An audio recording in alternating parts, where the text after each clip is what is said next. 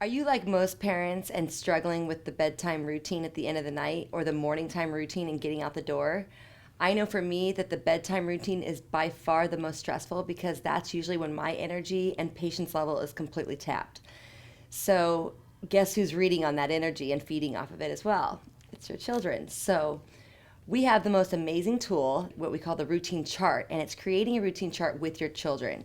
And the most important part of this routine chart is really letting them create it because I know as parents, we have all kinds of great ideas on how we can get them to bed fast. But as you've probably learned up until now, it's not working. So I tried with my son, who's now 5, at 3 years old. I think that's the perfect age to introduce this, of asking him, sitting down with him at the table and asking him all the different things that we need to do before we go to bed. And so as he was listing them out, he says, well, we brush our teeth, we take a bath, we have a dance party, we read books. And so he was, as I'm listing them all as he's saying them. And so then as I have them all on a piece of paper, I said, okay, now Grayson, you get to decide what order you like to do these in.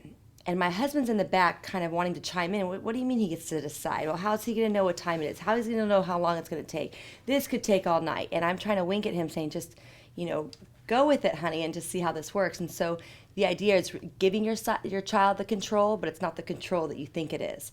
So, but by putting him in charge and having him feel really good about it and owning it, he listed everything naturally in the order that he'd been doing it since birth.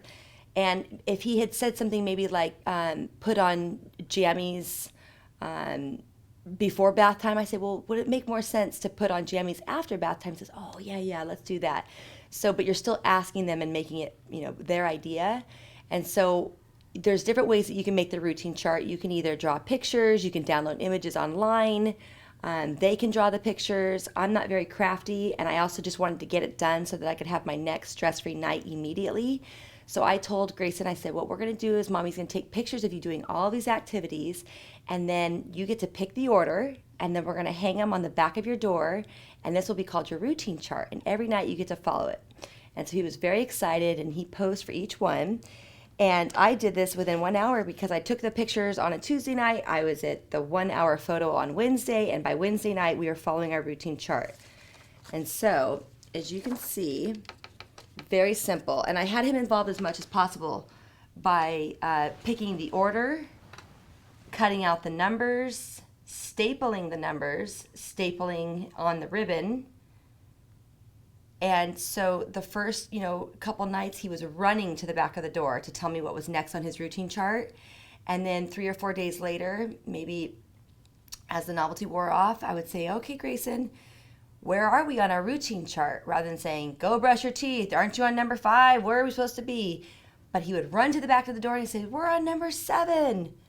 And so then, and you can see this is us doing our happiest, our saddest. And then he said, don't forget to take a picture of me going to sleep because that's the last thing I do at the end of the night. And this is an example of how a routine chart looks like for a very young child.